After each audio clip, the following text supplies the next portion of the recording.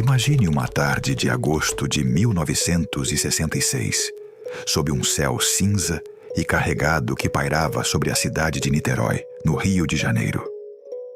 O Morro do Vintém, um terreno acidentado e coberto por uma vegetação densa e traiçoeira, não era o lugar onde se esperaria encontrar cidadãos de bem vestidos formalmente. Foi nesse cenário desolador que Jorge da Costa Alves, um jovem de apenas 18 anos, que subira o morro em busca de uma pipa perdida, deparou-se com uma visão que assombraria seus sonhos pelo resto da vida. Deitados sobre uma cama improvisada de folhas de palmeira, estavam 2 homens. Eles não pareciam vítimas de um crime violento comum.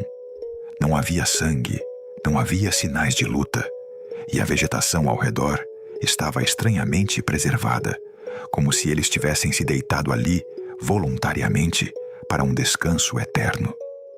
O que mais chocava era o contraste.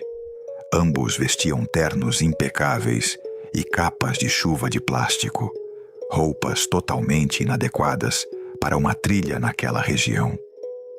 A perplexidade da polícia aumentou drasticamente quando os peritos chegaram ao local e removeram as capas de chuva. Sobre o rosto de cada um dos homens repousavam máscaras bizarras, moldadas artesanalmente em chapas de chumbo. Eram peças rudimentares, cortadas à mão, que cobriam apenas a região dos olhos, como se fossem anteparos contra uma luz impossível de suportar.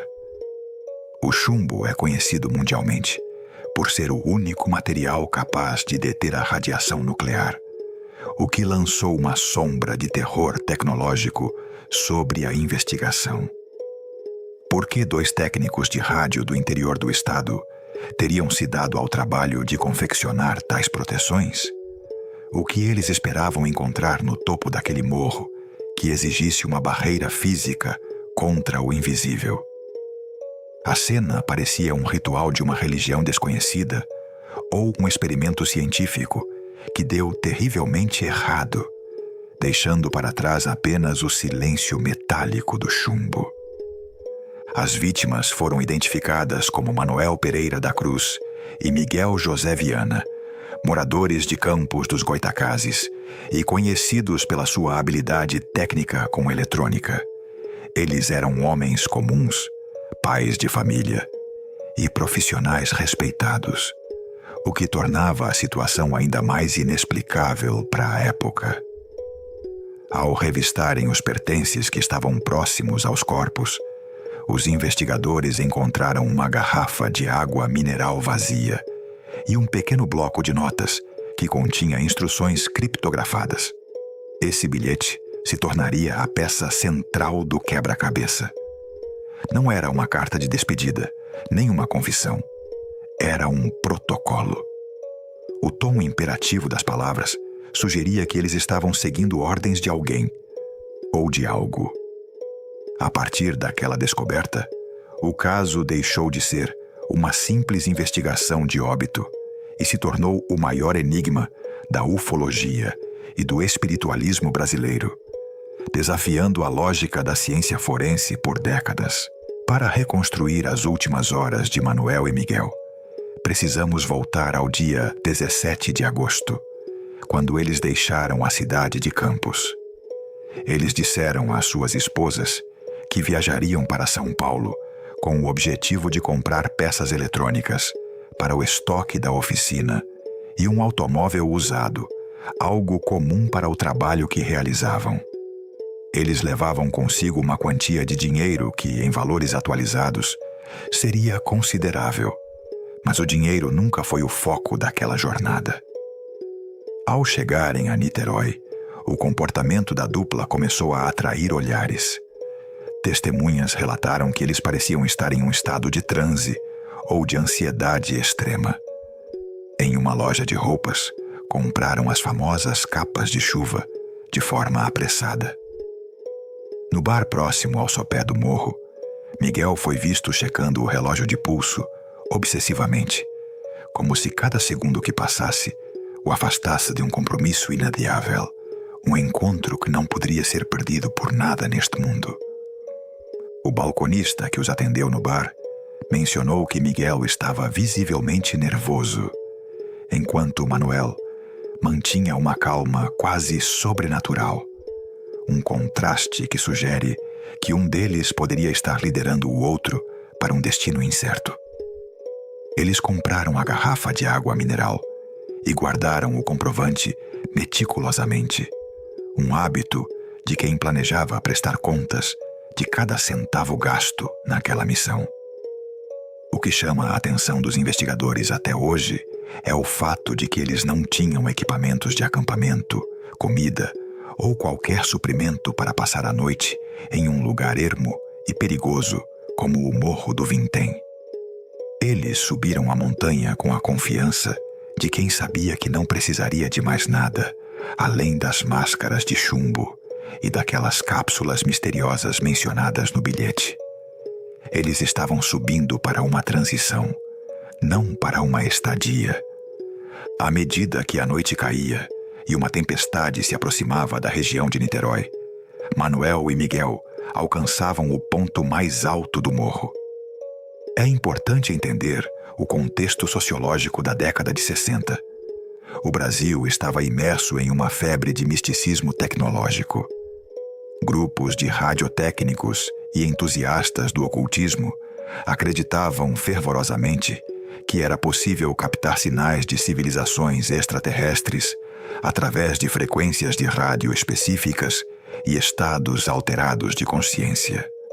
A hipótese de que eles foram atraídos por uma promessa de contato é reforçada pelo isolamento do local escolhido. O Morro do Vintém oferecia a visão limpa do horizonte e a distância necessária da interferência elétrica da cidade. No entanto, o que eles não previram é que o sinal que aguardavam poderia ser a última coisa que veriam em suas vidas, transformando uma busca pelo conhecimento proibido em um cemitério a céu aberto sob a chuva torrencial. O bilhete encontrado com os corpos é, sem dúvida, a prova mais inquietante de que Manuel e Miguel seguiam um protocolo rigoroso e possivelmente ditado por uma terceira pessoa. A frase 18h30 ingerir cápsulas levanta questões que a medicina legal da época não conseguiu responder satisfatoriamente. O que seriam essas substâncias? Naquela década, o uso de substâncias psicodélicas em rituais de expansão da consciência estava no auge, e muitos grupos acreditavam que certas drogas poderiam sintonizar o cérebro humano para receber transmissões de rádio ou visões de seres de outras dimensões.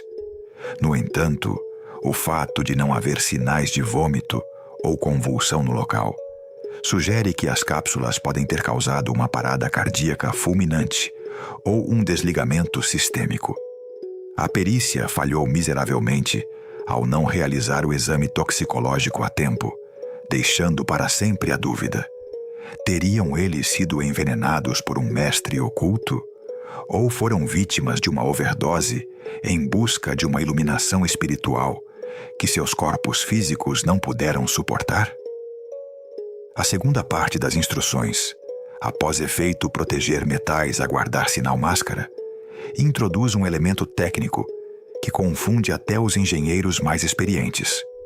O que significava proteger metais? Alguns pesquisadores sugerem que eles temiam que a presença de objetos metálicos próximos ao corpo pudesse atrair descargas elétricas ou interferir em campos magnéticos gerados por naves espaciais. Outros acreditam que as máscaras de chumbo serviam para proteger a retina contra explosões de luz ultravioleta ou radiações gama que seriam emitidas durante o sinal.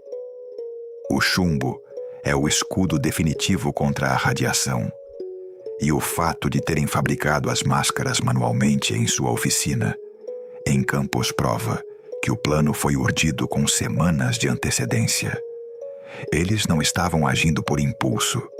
Eles estavam executando um experimento planejado detalhadamente, onde as máscaras eram o único anteparo entre a sua visão humana e uma realidade que, supostamente, nenhum homem comum deveria contemplar sem proteção. O Morro do Vintém não foi escolhido por acaso. Naquela noite específica, o Rio de Janeiro estava sob um alerta silencioso de entusiastas da ufologia. Gracinda Barbosa de Souza, uma moradora local de classe alta, relatou às autoridades e à imprensa que, enquanto passava de carro pela região com seus filhos, observou um objeto luminoso e ovalado, de cor alaranjada vibrante, flutuando exatamente sobre o cume do morro, onde os corpos seriam descobertos dias depois. Segundo seu relato, o objeto emitia feixes de luz que pareciam vasculhar a vegetação antes de desaparecer em uma velocidade impossível para qualquer aeronave humana da década de 60. Esse depoimento deu ao caso uma dimensão interplanetária. Estariam Manuel e Miguel esperando justamente por esse objeto? O sinal mencionado no bilhete teria vindo das luzes que Gracinda avistou. A coincidência entre o horário do avistamento e o cronograma do bilhete é precisa demais para ser ignorada, sugerindo que o encontro marcado pelos radiotécnicos pode ter realmente ocorrido, mas com consequências fatais. Além do avistamento, existe a sombra de um terceiro homem que nunca foi identificado. Testemunhas em Niterói afirmaram ter visto um Jeep preto circulando pelo sopé do morro pouco antes da subida da dupla. A teoria de que eles foram guiados por um mestre ou um mentor espiritual ganha força quando analisamos a seita que eles frequentavam em Campos. Esse grupo realizava experimentos com eletrônica e ocultismo, tentando criar pontes de comunicação com o além. O dinheiro que eles carregavam, uma soma alta que desapareceu, levanta a hipótese de um crime de estelionato místico. Alguém pode ter vendido a eles a ideia de um contato com seres superiores, instruído o uso das máscaras e das cápsulas, que seriam veneno, apenas para subtrair os valores que carregavam.